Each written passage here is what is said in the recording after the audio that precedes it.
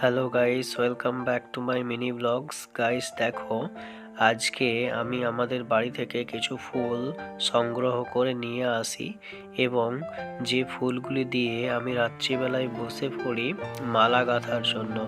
যদিও দেখো গাইস, এখানে সবই গাঁদা ফুল, লাল রঙের গাঁদা ফুল বা রক্ত গাঁদা ফুলের পরিমাণটাই বেশি, কারণ সেগুলি খুব প্রয়োজন ছিল এবং দেখতেও ভালো লাগবে মালা গাঁথলে। তো সেগুলি আমি মালা গেঁথে নিলাম। তারপর দেখো গাইস, আমি আরও একটা অন্যরকম ফুল গাছের দৃশ্য তোমাদেরকে দেখানোর চেষ্টা করছি, যেটা আমি ভিডিওতে বানিয়েছিলাম আগে। আর এখানে দেখো গাছগুলিতে কত সুন্দর সুন্দর ফুল ফুটেছে এবং দেখতে কত সুন্দর লাগছে।